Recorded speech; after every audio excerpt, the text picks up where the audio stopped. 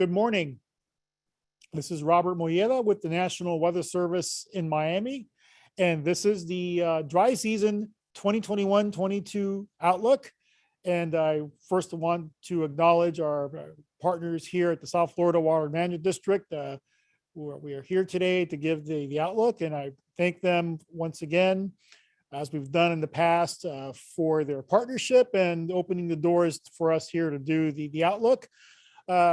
For those of you who have been part of these outlooks before, we'll follow a similar format. So I will describe the outlook from the National Weather Service perspective for the dry season, and then we'll be joined by Akin Owosina. He's the Bureau Chief of Hydrology and Hydraulics here at the South Florida Water Management District, and he will give the perspective from the water and hydrology side.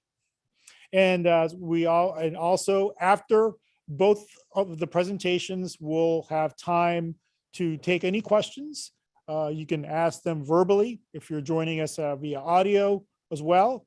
And you can also type in a question on the chat, and we'll be able to see it right here on the podium. So with that, we'll go ahead and start here with the dry season outlook from the National Weather Service perspective. So we'll wait for my screen to begin. There we go. So again, there's my name and title. So just a quick recap of the rainy season, which ended on October 15th. We had a slow start. Really didn't start until right almost at the end of May, maybe right at the beginning of June. So that set us behind schedule, if you will, and also caused spring drought conditions to linger until really late in June, much later than normal.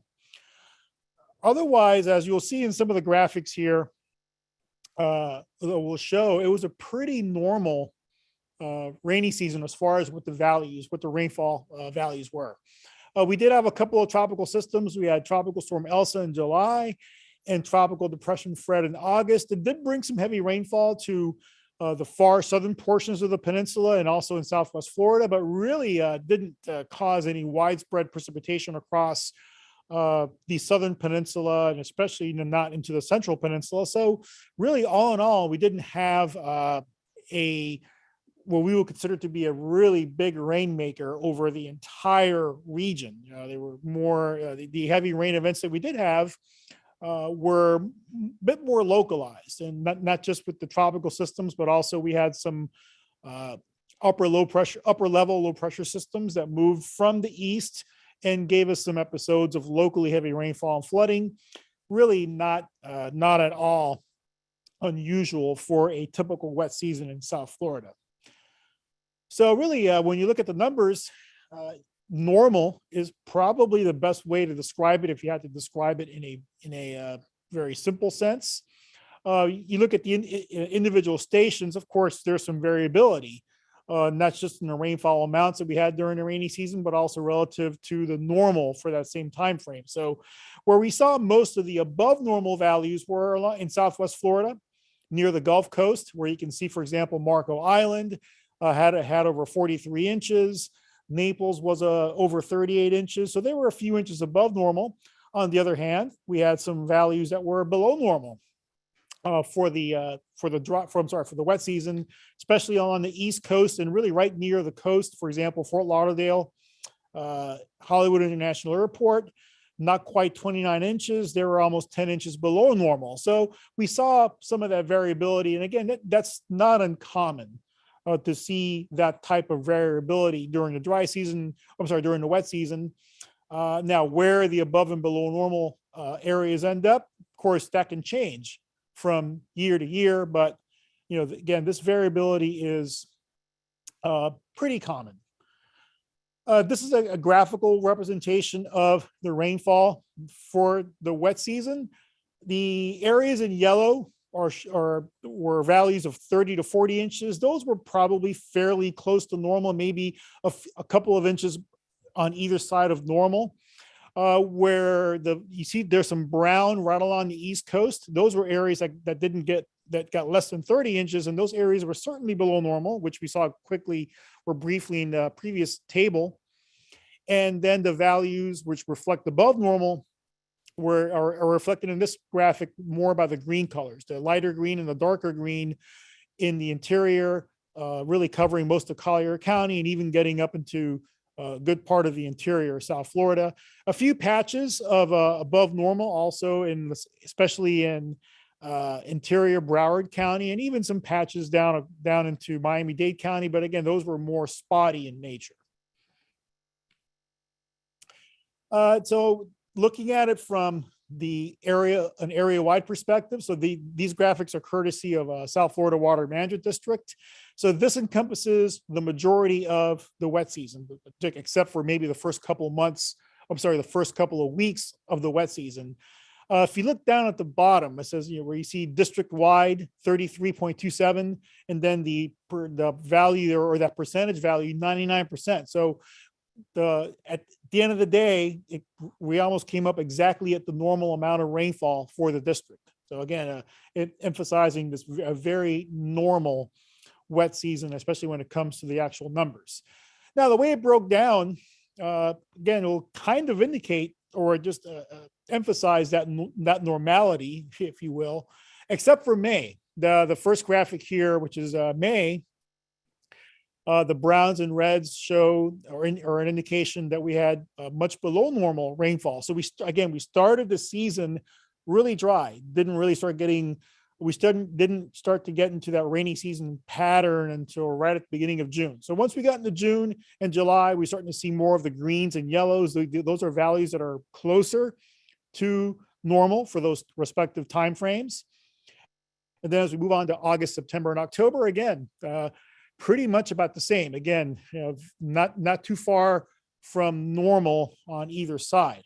Now, there is a bit of an exception. If you look at October, just these last few weeks, up in Central Florida, it's beginning to dry out some more up there, right in the northern portion of the area that we look at, basically the South Florida Water Management District area.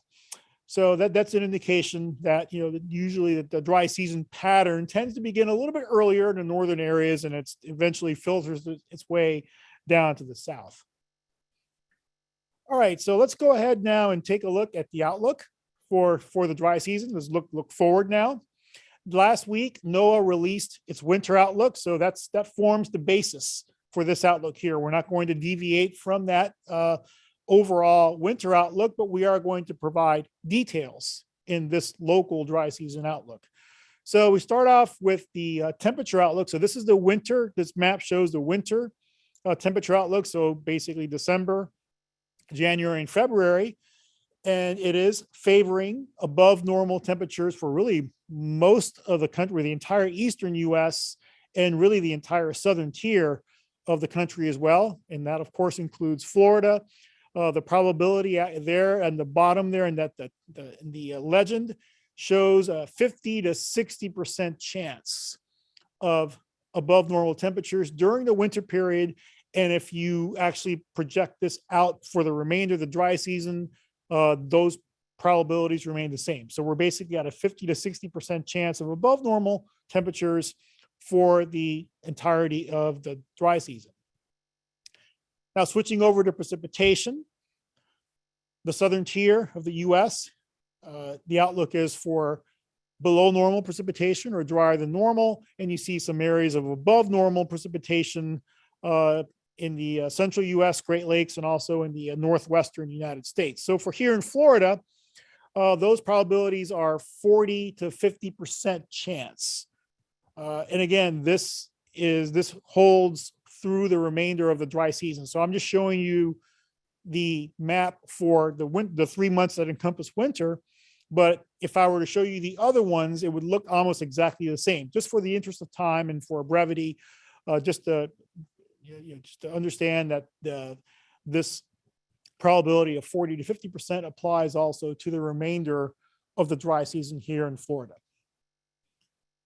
So an outlook of below normal precipitation would make sense that our drought outlook would be pointing at the development of drought conditions. Now, it's normal that in a South Florida dry season, once we get towards the second half of the dry season, we at least get into some, maybe borderline drought conditions, or even getting into what we call a moderate drought, with the expectation of below normal precipitation.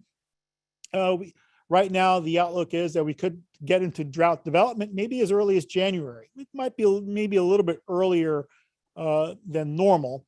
And then as we progress through the second half or into the second half of the dry season, depending on how we are rainfall wise, it's possible that we could be getting into even or that the drought conditions could worsen. But again, that's something that remains to be seen. But again, it makes sense that if we're calling for below normal precipitation at some point, the expectation at least is that we'll be getting into drought conditions, at least over parts of South Florida, especially in the second half of the dry season. So the seasonal forecast factors. So we're looking, what are some of the things that we look at when we're coming up with the outlook? We're looking at, of course, the ENSO, or the El Nino Southern Oscillation. This year, we have a La Nina that's actually coming back, where some people refer to it as a double dip La Nina. So in other words, we had a La Nina last winter. It took a little bit of a break, and now it's coming back for this winter. So we'll talk a little bit about that here in the next few slides. We also look at long-term climate trends. So in other words, what have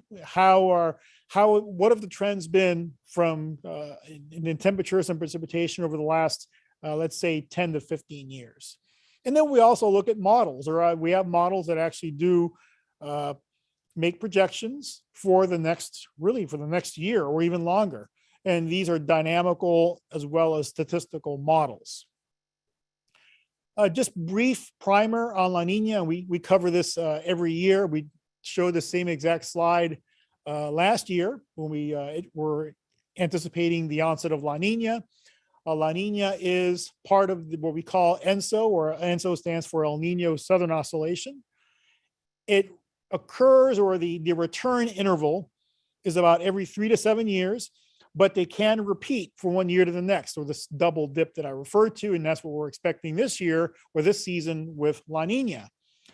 These are naturally occurring phenomena. They result from their interactions between the ocean surface and the atmosphere with the tropical Pacific, and these in turn affect tropical rainfall patterns and winds, and they eventually feed back into the ocean temperatures and currents in the Pacific Ocean, and then they in turn cause, or lead to, I should say, changes in the weather patterns for a particular season, or maybe sometimes spanning a couple of seasons. But it's, so we look at the ocean temperatures in the tropical Pacific as our indicator of whether we're in La Nina, El Nino, or neutral. But that's not all. We need to see what we call coupling, or atmospheric coupling. In other words, we want to make sure that the conditions that are being, or the conditions that we're seeing in the sea surface temperatures in the Pacific are actually translating to the expected impacts, or the expected changes in those weather patterns that we typically see during each of these seasons or phases, whether it's La Nina or El Nino. So this goes back to 1950. So what we're seeing here, this is essentially this oscillation, as the name implies, El Nino Southern Oscillation. The orange colors there are the warm episodes, or El Nino phases, and the blues are the cold phase, or the La Nina phase. In other words, when temperatures were colder than normal in the tropical Pacific Ocean. So you see there's a lot of variability. Obviously, it changes from, most of the time it'll change from one year to the next, or we can go from a neutral year, or we can go from La Nina to neutral, or sometimes we'll go from El Nino all the way to La Nina.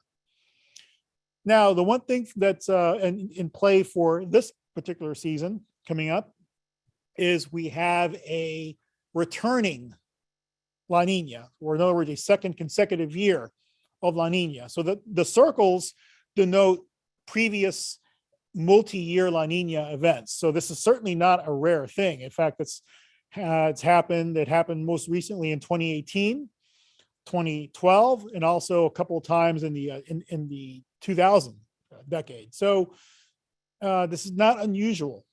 we've seen this happen several times. So this is the probabilistic, or in other words, we're kind of taking into account the different models that make projections of the sea surface temperatures in the Pacific Ocean. So the indication here is that what's the most likely phase that we'll be in.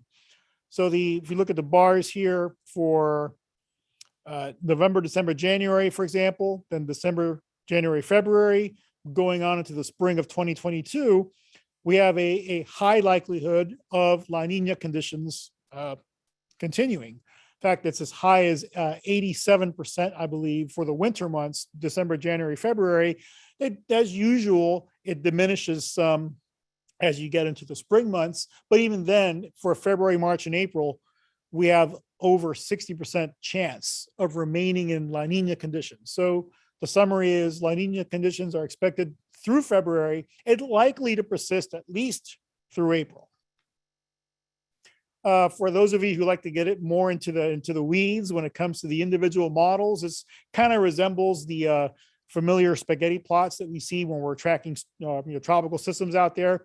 So these are individual models indicating what the sea surface temperatures in the Pacific Ocean related to normal. So the black line there in the middle is normal, and all the lines basically, or most of the lines basically being below or below the zero line means that we're expecting cooler than normal temperatures in the tropical Pacific Ocean. So the line this is the line here that just popped up here. That line is basically the threshold for La Nina conditions. So most of those lines dip below that 0.5 degree threshold. So again, that's the official indicator for La Nina conditions, is when the sea surface temperatures get below 0.5 degrees below normal. So La Nina helps to set the stage for the potential impacts that we could expect in any region regarding temperatures and precipitation. It's not a direct cause, but it helps set the stage. So this is the stage here, it's being set. So this is the typical pattern of temperature, precipitation in North America, as well as the jet stream, a typical jet stream pattern that we see during La Nina winters. And it's basically a northward displacement of the jet stream. So the jet stream is the thick blue line here. During the opposite phase, or El Nino, this jet stream could be located much farther south, maybe over the southern tier of the US, Gulf of Mexico, and Florida. During La Nina winters, it shifts to the north.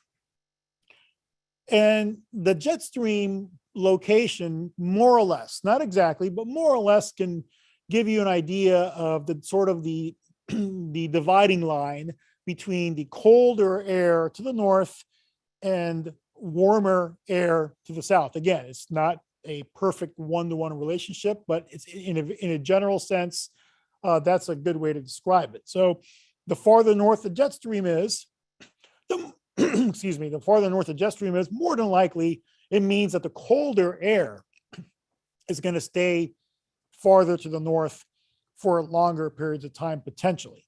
So you see the cold air here from Alaska, northern parts of Canada, extending into the northern US plains.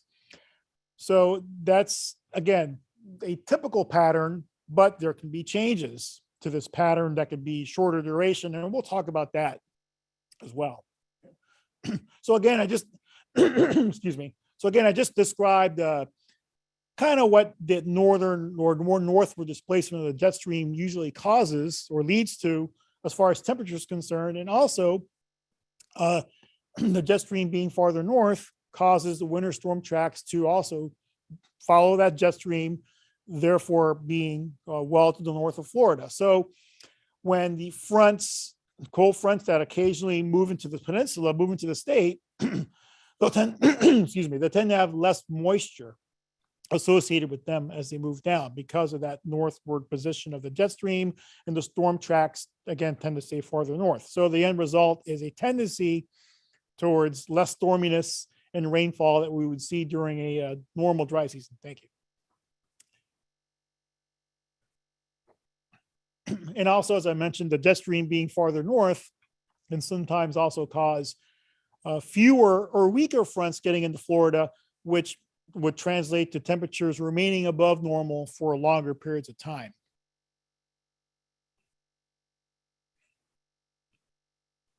So again, it's important to mention here, La Nina helps to set the stage. It's not a direct cause of any particular weather event that we experience, or even the overall average conditions that we're indicating here. And again, in the ENSO relationship to the local weather is not a direct one-to-one relationship. There are other patterns that influence or can even dominate for periods of time. And we're going to talk about a few of these oscillations. These are more temporal or shorter duration oscillations that can influence weather patterns and shorter time scales across North America. So we talked about ENSO, and more specifically this season, La Nina. So now let's take a look at how that relates to precipitation and temperature, looking back at past events. So the reason why we can say, at least with some confidence, that La Nina sets the stage for above normal temperatures and below normal precipitation in Florida is because we've seen that in past cases. So these graphics show for 22 past or previous La Nina events, the trends in the temperatures across the United States. So, for example, here in Florida, there's a 40 to 50% frequency of warmer than normal conditions during past La Nina winters. In other words, a trend that's fairly well established. If we switch over, okay, I'm sorry, this is still for temperature. Now, the one thing I did was I looked, okay, what does it look like for the second year episodes?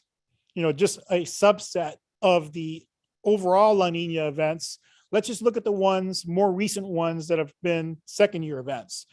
Well, it's more of a mixed signal, actually. We actually had some years, those are the years up there above the map there, in which we had a second year La Nina. And actually for Florida, especially for the southern half of Florida, we actually ended up, the average was for near normal temperatures. So kind of a mixed signal. In fact, we had some of those winters in which we had that second year La Nina, we had severe freezes in both 1985 and 2009 over parts of South Florida. But then on the other hand, the most recent second year La Nina was 2018. We had a very warm winter. In fact, it was one of the warmest winters on record. So we've seen it on both sides of the spectrum here.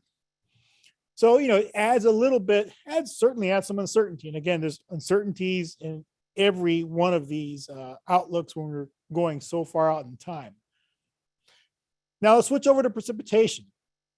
So we're looking here at the past, we're looking at the past La Nina events, and then we're also taking into account what's occurred in the past 15 years. Here, the signal's a bit more defined towards below normal precipitation. So in other words, in past La Nina winters, there was a greater than 70% frequency of drier than normal conditions. And that actually matches the trends that we've seen over the last 15 years. And if we look at the subset, again, breaking it down into just these second year La Nina events, the last 5 that we've had, there's actually a strong dry signal. You see those red colors here. The red colors over the southern and central part of the Florida Peninsula indicate well below normal precipitation during the dry season during these second year La Nina events. And in fact, the 2008-2009 winter or dry season actually was the driest dry season on record for most of Southeast Florida. And that again was a second year La Nina event. less precipitation, less storminess. We talked about in a few slides ago. So we would expect less storminess, less precipitation. We're going to have less severe weather events. And that translates, one way to show that is showing what the frequency of tornado events in South Florida has been by different phases of ENSO. So in a strong El Nino pattern, that's when we tend to have the most active stormy winters with tornadoes. And then when we have La Nina patterns, even a weak La Nina, like this one may end up being, we have a much lower or fewer tornadoes on average across South Florida. So again, makes sense. Less precipitation, less storminess, less tornado events. Doesn't mean we're not going to get any, or we can't get any, but they're fewer in number. Okay, and then the last piece of the puzzle are models. So we look at the models as well. What are the models actually showing for the next several months? And I'm just going to show you just a really quick composite or an ensemble of all the models. And this is for temperature. And it shows, again, favoring above normal. So the reds and oranges are reflective of above normal temperatures. So much of the southern US above normal, with probabilities of about 70 to 80% chance, again, from the model ensembles, and a calibrated probability of about 50 to 60% of above normal temperatures from the ensemble, again, of all the models. For precipitation, again, below normal. So the red colors here, below normal precipitation, with about a calibrated probability from the models of 40 to 50%. So we've been talking about probabilities, and the probabilities are a good way, or a good reminder that it's not the only possible outcome here. Now, if we were saying there's a 100% chance, then obviously that leaves no room for other potential outcomes. But in outlooks like these, that never happens. We always have, it's usually somewhere around 40, 50, maybe 60%. So, so these maps and these values reflect the most likely outcome, where there's greater confidence in going one side or the other.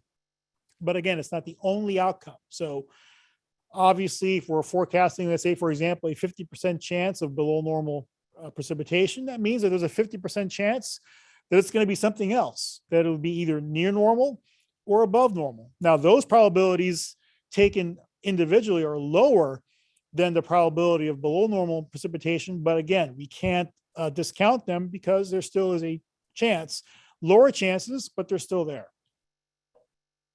And the reason we have to mention these in probabilistic terms is because there are other factors. There are other intra-seasonal cycles, and the Arctic Oscillation, for example, the Pacific North American oscillation, the Madden-Julian oscillation. All these can dominate the pattern even during active La Nina phases, and they can modify, or they can influence weather patterns for a shorter period of time.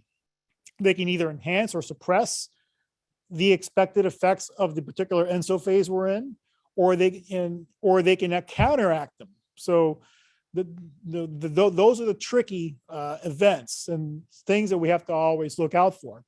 Just give you two recent examples of these during second year La Ninas. We talked about previously talked about the warm 2017, 2018 winter.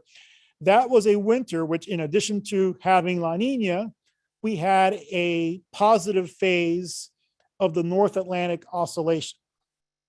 So when we experience positive phases, where we're in a positive phase of the North Atlantic Oscillation, that tends to reinforce that northward location of the jet stream, thereby keeping Florida and really much of the country on the warm side, with definitely what we saw in 2017 and 2018 during the winter months. Now, on the other side, in the 2008-2009 winter, again, a second year La Nina, we actually had a predominant negative phase of this North Atlantic Oscillation. So The negative phases of the North Atlantic Oscillation usually lead to the jet stream shifting farther to the south, which opens the door, so to speak, for these cold air masses coming from the Arctic and from northern North America to move southward and potentially get into Florida. So we had several of those events in 2008, 2009.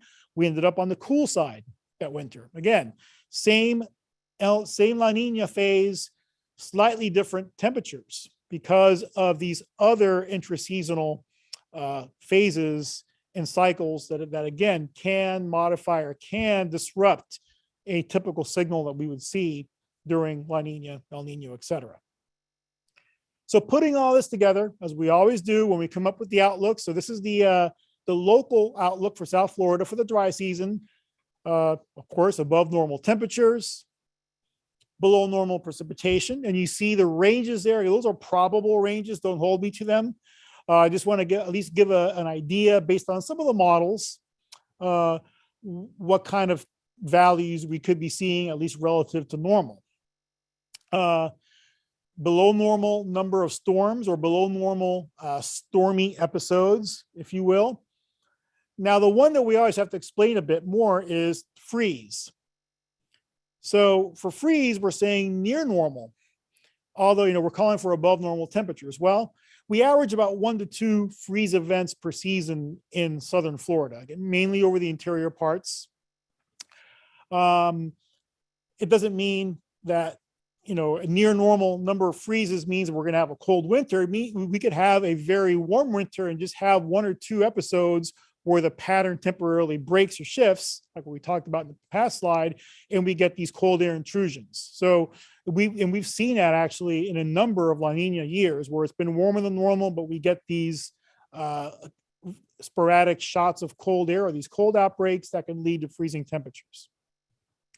And lastly, for the drought and wildfire, above normal potential for drought development, at least moderate drought development, maybe more. We'll have to wait and see on that. And that, of course, also relates directly to the wildfire potential, which is, again, above normal, mainly during the second half of the year. So this is the same information, but with confidence levels attached. I have maybe a little higher confidence in the below normal precipitation. The signals, at least historically, are stronger. No guarantee, of course. And also that relates to storminess. And for above normal temperatures, there's at least a moderate level of confidence. And that also reflects down to the chances for at least a couple of freeze events, or at least a few nights of freezing temperatures, again, mainly over those favored interior areas that typically experience at least 1 or 2 freeze events per year. So again, just as I wrap up here, just always a reminder, these outlooks are just what that term implies. It's really a general big picture view of a set of conditions that we expect, but are not guaranteed to happen. So they're always associated with a large degree of uncertainty with regards to specifics. So in other words, if you're banking on this outlook, let's say you have a big event on, let's say, January 15th. Is it going to be below normal precipitation and above normal temperatures on that day? Who knows? It could be anything on that particular day. So again, these are average conditions over the course of an entire season and not necessarily representative of what we're going to experience every single day or even every single week. Again, we can see these week to week or even month to month variations from the normal. But again, bringing it all together for the season, these are the conditions that we're expecting. So in that sense, that's what's good for, useful for general planning and overall awareness, understanding, that there still can be variations in a very local, in a shorter time frame. So when we're talking about the expectation of a below normal precipitation for that length of time, again, we look at drought conditions, wildfires. So that's probably the main potential impacts that we're going to be keeping a close eye on. And also maybe we end up just getting maybe, for example, a couple of cold outbreaks. They could still be severe enough to cause problems to our agriculture community, especially we have longer warm periods that could make crops more sensitive to cold outbreaks. And these are the favorite times. It doesn't mean that they always occur exactly during this time frame, but these are the typical time periods for these impacts. For example, rip currents in the fall. Then once again, once we get closer to spring, freeze and cold temperatures during the winter months primarily. Our severe weather season normally starts to ramp up a bit towards the second half of the dry season, especially as we get towards the end of it. And that's also the case for wildfires and droughts. All right, so that concludes the National Weather Service part of the outlook. And now I will step aside and let Keen Owosina come in, and he's going to present the outlook from the South Florida Water Management District perspective. Thank you. Thank you, Robert. All right. Good morning. My name is Akin Owosina. I'm Chief of Hydrology and Hydraulics at the South Florida Water Management District. And today I'll be talking to you about the current water conditions and the actions that the water management is taking as we transition into the dry season. First of all, for those who are not familiar with the district, the South Florida Water Management District is the oldest and largest of 5 water management districts in South Florida. We've been around providing services in the area of water resources since 1949. The district covers an area of about 18,000 square miles. We cover 16 counties, starting from the north in the area around Orlando, extending all the way to the Keys. Our mission is to safeguard the water resources and ecosystem within the 16 county region, to protect the communities from flooding, and to meet the region's water needs. Now, the tools we have for managing the water resources are mostly the primary flood control system, the Central and Southern Florida Water Project, or the CNSF project as it's often called. It comprises many miles, over 2,000 miles of canals and levees, several pump stations, control structures, but I'd like you to focus on the last 2 bullets. It includes significant amount of storage in Lake Okeechobee and the water conservation areas, which are going to be some of the areas I'll focus on as we talk about our plans for the dry season. So, Robert has talked about some of this already, but I thought it was important to reiterate and point out a few things about the rainfall. Since water resources in Florida is guided essentially, we're a rainfall-driven system and is guided by the amount of rain we've received. On this chart, the height of the bar denotes the amount of rain that was observed in any one particular month. We're showing 2000 and 2021 here. And when you see the deeper blues, it means that that month saw more rainfall than the long-term average. And the height of the deeper blue is the excess. And when you see the red, it means that that month saw less rainfall than the long-term average. And the height of the red bar is the deficit. So if you look at the wet season, starting May of 2021, that we're just getting out of, as Robert mentioned, May started dry, and so you'd see there is a big red bar. But for the rest of the wet season, we're really near average with only minor deviation from the long-term average observed in any of those months. Especially, you've seen a couple of these maps also, but I'd like to emphasize 2 of them that show the special distribution of that rainfall that we showed. First of all, for the entire season, which is the map to your right, you're seeing about 99% of average. So as Robert mentioned, we got essentially a normal rainfall year. But even though it was near normal or essentially normal, it's important to point out a couple of things. If you look to the upper part of the system, in the upper Kissimmee, that basin saw less than normal, only received 88% of what it typically gets in a wet season. The reason I highlight this will become apparent in a minute. Also, some areas along the East Coast also received less than normal. The area along the Southeast Coast, that basin, receiving 87% of the normal. So With that in mind, I'm going to go through the system, starting from the north, and describe the current condition of the key water bodies or the storage within the system. Starting from the lakes in the upper Kissimmee Basin, and I'm going to use 3 of them as an example. The plots, the figures you're looking at essentially show hydrographs or the plot of the height of water level within the lakes. To help explain these, I'll take one of these and describe the components of each of the plots. The red line that you see that runs along each of these plots on the top is called the regulation schedule. It's developed by the Corps of Engineers, and essentially it represents one of the guiding tools for operating water level within the lake. When we're below the regulation schedule, we have the ability or the freedom to move to increase storage or to store more water to approach the regulation schedule. But when we're above the regulation schedule, we operate to lower the water level back to the regulation schedule. The shape of this schedule is really important and is an important hint to the strategy we're trying to operate.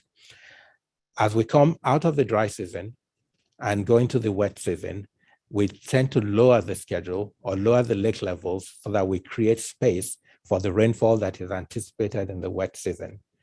As we transition back towards the dry season, the schedule line goes up towards what we call the winter pool elevation, which is the high in the schedule. And we try to hold the lakes high so that we all have water in storage as we go through the dry months. What the lines in green and blue are showing are the actual water level in the lakes currently relative to the regulation schedule. And as you can see from the 2 images to your right, we have the water levels tracking closely to but below the current level. And if you remember, I mentioned that in the upper Kissimmee, we had drier than normal conditions. And so for the rainy season, so you can see the evidence of this in the water levels being below the winter pool elevation. We're essentially starting in this part of the system a little bit drier than we would like to be coming into the dry season. The other plot, the one to your left, shows the Kissimmee, and that has a slightly different observation in water levels. And that's in part due to some active actions we're taking to release water from that system to flow into the restored part of the Kissimmee River. It's a conscious decision we're making. And at some point when the level gets to about 50, we have additional decisions to make on whether or not to reduce the releases to the Kissimmee River at that point. So the next set of graphics, I apologize, are very busy, but they're important to share. And I'm going to try to walk you through them so that it's easy enough to understand. But what you're looking at are a series of lines or traces that represent for a select number of years, the water level in Lake Okeechobee. Lake Okeechobee is the largest single lake within our system.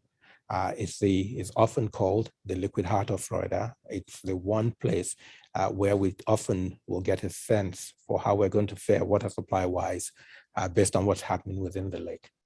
The magenta or the pinkish line that ends right inside that circle shows the water level for the current year. And I think I just advanced slide, I'll go back to it. Shows the water level for the current year. And for right now, it shows that we're roughly just below 16 feet. This is a good elevation to be in as we enter the dry season. It's high. If you compare it to several of the years that are also shown here, you'll see that it's higher than several years. It is lower than a few years, but it's really a good place to start the dry season from. This trace, which is even busier, represents several periods that Robert mentioned when we had the combination of things like the double dip, or where we had the La Nina type condition in back-to-back years. And I'm going to kind of pass this apart and take pieces at a time and help make the argument. Bottom line at the end of all of these slides is I'm going to reinforce to you that we're in a good place this year, and the outlook for the dry season as far as Lake Okeechobee is concerned is good. Starting with the 2000 to 2001 period, you'll see that in the January of this year, current year, which is the dark black line, and the year 2000 trace are roughly about the same. But if you look in the period between June and October, which is the wet season, for this year, we recovered nicely because we had a normal year. In the year 2000, it was drier than normal year, and we started the dry season relatively lower. That's the solid gray line. That year, because our system has memory, and often you are not concerned only about the immediate dry season, but the wet season that follows. That year ended up with the district being in the water shortage area. It was a bad dry year for the system. We do not anticipate those conditions with the current year because we're starting much higher. Now, taking another period, the period between 2006 and 2008, again, we started January of 2006, roughly around the same place as we started January of 2021. But again, the wet season was relatively drier. The one thing I'd like to point out is, like in each of these years, as you approach the dry season, the net change in the lake is a constant reduction. And this is usually because things are dry, we're making releases, and the lake levels fall. Again, for this period, even though you saw significant drought, actually the lake got to the driest that it would get in the 2007 year. I don't anticipate that for the 2021 year because we're starting again a significantly higher level within the lake. And similarly for the period 2010 and 2011.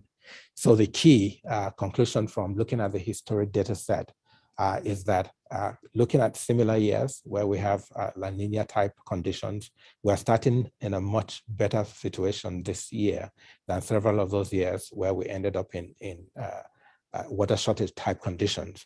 So the outlook for right now is good as regards to Lake Okeechobee. Now, looking at the last couple of years that we've had, we're roughly in the same place as we were for the last year 2020, just about half a foot lower. And we stayed out of water shortage in 2020 into 2021. And so we hope that's what we'll have for the next year. But we don't rely just on the historic data and hope alone. We actually use some tools to try to do a forecast into potentially what we could see, starting with water levels as we have them today. So if you look on this chart, the solid magenta line shows the actual water levels within Lake Okeechobee as it's been observed this year. And then you see a series of lines, spaghetti plots that emanate from that one point in October. And that represents the summary results of many years of model simulations looking at historic rainfall that's been observed and seeing how the lake responds. The way to interpret this graphic, or what I'd like you to take away from this graphic, is that the area that's shaded in the purple shades there represents the 25th to 75th percentile chance of where the lake level will be. And that means that there's a 50% chance that will be within that window. And especially as you look at the end of the dry season, which is in the May, June area, you see that this keeps us away from the gray shaded area in the bottom, which is a water shortage band. If the water levels were projected to dip into that band before the start of the wet season, it means that the district will have to make a decision on whether or not to declare water shortage and restrict water use.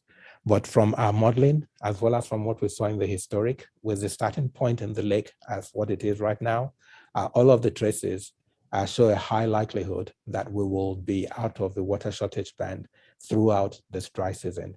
Now, if you have the worst dry weather ever, there's a very low likelihood, but the chance still remains that we could get there, but it's highly unlikely based on everything, all the indicators that we're seeing. Robert mentioned La Nina, and he described it well enough that I'll just emphasize the middle bullet, that the way this typically affects us is that with regards to Lake Okeechobee, the net inflow into Lake Okeechobee is reduced when you have reduced rainfall. And that's what the chart your right shows. The blue lines represent La Nina type conditions. The zero line is net inflow essentially into Lake Okeechobee, and you see that these are negative as you go month to month, and explains why the lake level almost persistently falls through La Nina dry seasons. So with that in mind, we took a look at the model results and selected a subset of the years that represent La Nina conditions and plotted how the lake would respond, starting with the water levels today if we had rainfall similar to what we had in those dry seasons. Again, happy to show that through most of the dry season. We stay out of the water shortage line. There are a couple of traces. I think the blue one in there that represents the 1973 to 74 timeframe that takes us into the water shortage condition. But most of the other traces really have us in a comfortable area with regards to water level within the lake. So with regards to the outlook, we feel good about where the lake is. I mentioned earlier that the Kissimmee is a little bit lower than where I would like it to be. The lake is right about where I would like to have it going into the dry season. How about the rest of the system? Some of our larger storages are the water conservation areas. It's the remnant Everglades south of Lake Okeechobee. And so what you're looking at on this graph, it's a little bit busy, but the key thing to focus on are the three charts to the side that are similar to the ones I shared for the Kissimmee system. The red lines represent the regulation schedule in the water conservation areas. And as you'll see, each of the water conservation areas is at or above the schedule, or hovering right where we'd like it to be at this point. So we're again entering the dry season with the water conservation areas being at the levels where essentially would like them to be. Robert shared this slide with you. This essentially tells you long-term what our expectations are for the system throughout this dry season. There's a higher likelihood that we'll have a dry season. That's what we expect for La Nina years, and our system is primed to be able to take us through a dry season. Now, we're not completely out of the hurricane season yet. We could still get some rain over the next several days, but if we get any rain, especially if it's up in the Kissimmee, it will set us up better by helping us fill some of those lakes. But if things get dry, we'll pay particular attention to the upper part of the system, which is starting a little bit lower, and we'll hopefully be able to manage Lake Okeechobee and water level in the conservation areas to navigate this dry season without having to be in a water shortage condition and without having environmental harm to those systems. We use additional tools other than the long-term projections to guide our day-to-day operations. And what I'm sharing here is a quantitative precipitation forecast that our meteorologists put together to help the water managers. It looks on a day-to-day basis over a week ahead and helps us make important day-to-day decisions on whether or not to operate some structures to let water out or to hold on to water. In addition to that, we make some key changes as we enter into this transitional period. And on this slide, I'm going to go ahead and summarize some of the activities we take as we transition into a dry season. One of the first things we do is there are some structures or pumps, especially the Ford pumps around Lake Okeechobee, that are pressed to use in dry season conditions. If the water levels drop significantly, we need to use those pumps, and to make sure that they're in good shape, we take the opportunity as we enter the dry season to test them and make sure that they're functioning well. I'll be ready if we have to use them. We also take the opportunity as we start moving out of flood operations to maintain several of our structures or schedule or initiate maintenance activity on a number of our structures. And I've used the image to your right frequently. It shows a small crew on one of the structures doing routine maintenance work. One of the important things we do at this point is we switch our operation strategy. In the wet season, we're operating the system for flood control. We're trying to get water out of the system so that there is room to take rainfall and we can mitigate or reduce flood risk to the population we serve. As we transition to the dry season, we switch those operations into a water conserving strategy. With this strategy, we're holding our water levels higher. We're holding on to water we have so that we can have that water be available to the people through the dry season. We switch our canals from a low range to a high range. By keeping it at a high range, it does a number of things. It holds on more water in the canals, which keeps more water in the groundwater, but it also importantly elevates the groundwater in this particular period of year to help battle or to help push back against the risk of saltwater intrusion. We also hold on to some water to hydrate our stormwater treatment areas. It's important for the stormwater treatment areas, which are man-made wetlands, to have a little bit of water in them at all times to keep the vegetation working and make sure that they do not dry out. So we hold water within parts of the system to be able to keep the stormwater treatment areas hydrated.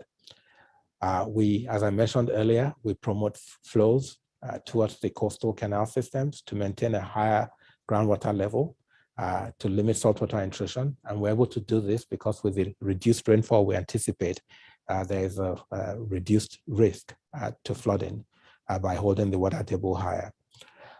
We keep a tab on how things are changing throughout the system. We look at the dry season rain accumulations, because like a colleague of mine once described it, in Florida, you don't really have a full dry season. You just have a drier than normal wet season and a slightly less rainfall in what you call your dry season period. So we keep an eye on that rainfall, and we try to make sure that operations are managed accordingly. But overall, we make sure that we're running the system, we're managing the system so that the water we have in storage right now will last us through the dry season, all the way through May or June, or whenever the start of the next wet season is. This is my last slide. We'll be happy to take questions at this point, and I think Robert will join me for those questions. Okay. Yes, thank you, Akin. We have time for some questions. You can say them using your microphone on your device, or you can also type them in, and we'll be able to read your questions here on the tablet on the podium. Any questions?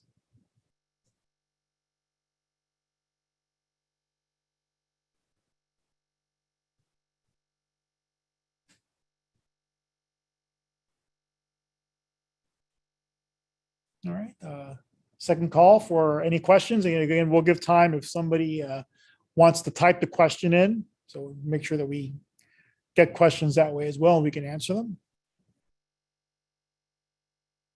Okay, it's like a pretty quiet bunch so far. Usually we have a few questions, but that's okay. You can reach out to either of us afterwards if you want to. If you have any questions maybe that you think about afterwards, we'll be happy to answer those one-on-one if that's your preference.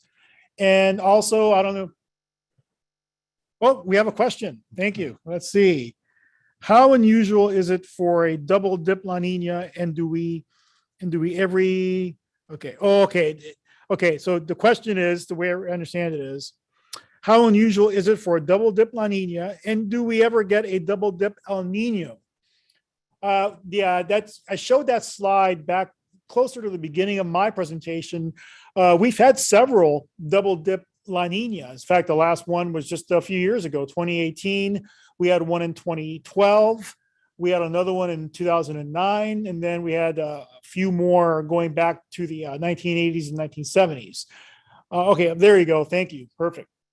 Now, as far as a double dip El Nino, we have had them, but not as many. In fact, let me bring up there.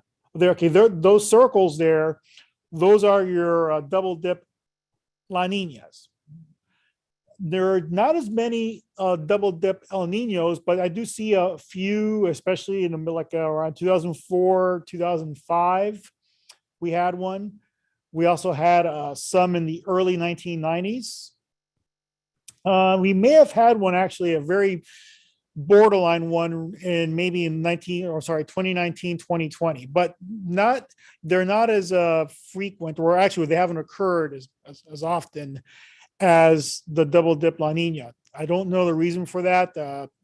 Maybe there's some literature that may indicate why that's the case, but I'm not really familiar with it.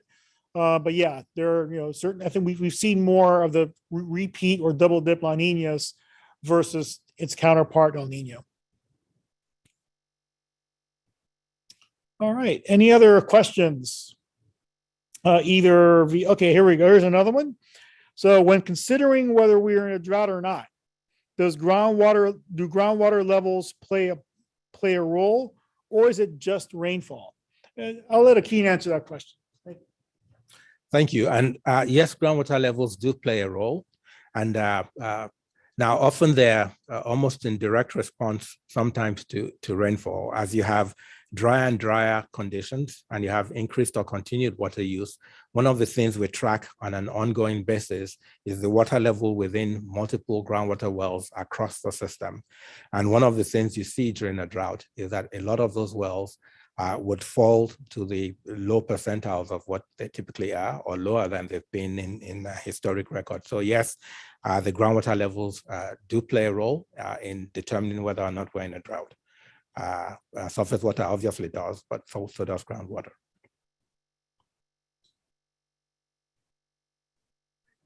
Do we have any other questions? Let's see. Look, that looks like that might be it. So, okay, I guess we're up right up to noon here, but we still, if there's a question that you want to answer, you want to ask, please go right ahead. We'll be more than happy to stick around for an extra couple of minutes here.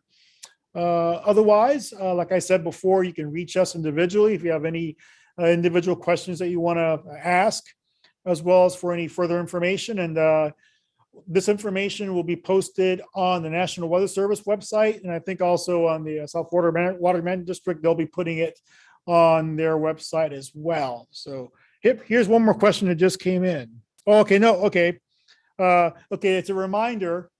You can unmute yourself to ask a question. I think so that at the beginning you were muted by us, but you can unmute yourself to ask any questions.